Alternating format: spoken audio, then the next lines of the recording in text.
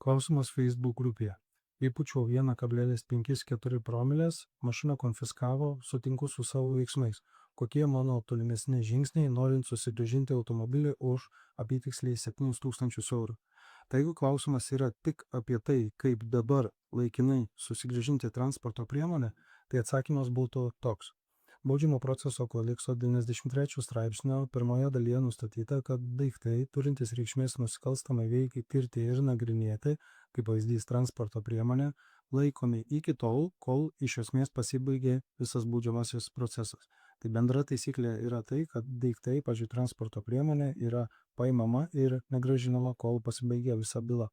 Tačiau to paties straipsnio 93 straipsnio antroje dalyje numatyta, kad daiktai vis tik gali būti grąžinti jų savininkams kitos BPK normos pagrindų, tai yra baudžiamo proceso kodekso 108 straipsnio antroje dalyje numatytų atvejų ir tvarka, net ir nepasibaigus baudžiamajam procesui.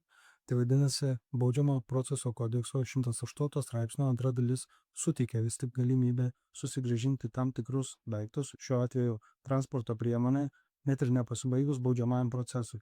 Dėl to reikšminga įvertinti, kas konkrečiai yra nustatyta baudžiamo proceso kodekso 108 straipsnio antroje dalyje. Tai joje yra numatyta, kad savininkui jo prašymu daiktai gali būti grąžinti ir prokuroro ar ikiteisminio tyrimo pareigūno, bet tik po to, kai šie daiktai ar vertybės yra pakankamai išsamiai ištirti ir aprašyti. Be to, atsimdamas šią tvarką grąžinamus daiktus ar vertybės, savininkas paprastai turi raštu pasižadėti saugoti juos tol, kol byla bus baigta nagrinėti teisme.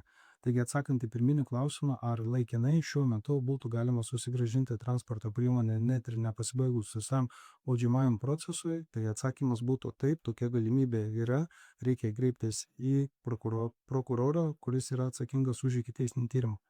Tačiau jeigu klausimas yra toks, ar apskritai galima susigrąžinti transporto priemonę ir išvengti jos konfiskavimo, tai atsakymas būtų toks, kad transporto priemonės konfiskavimas baudžiamojoje byloje vis tik yra vyraujanti baudžiamo poveikio priemonė, ji labai dažnai taikoma. Ir jeigu automobilis yra įtariamo nuosavybė, jis bus konfiskuotas natūra. Jeigu ne įtariamo, o pavyzdžiui darbovietės ar lizingo bendrovės, tai iš jo, vėliau jis taps jau kaltinamuoju, bus priteista automobilio rinkos vertė pinigais.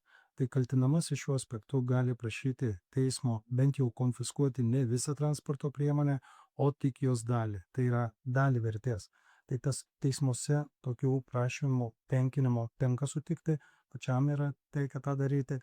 Ir matyti atveju, kai konfiskuojama, pavyzdžiui, pusė transporto priemonės vertės ar net dar mažesnė dalis.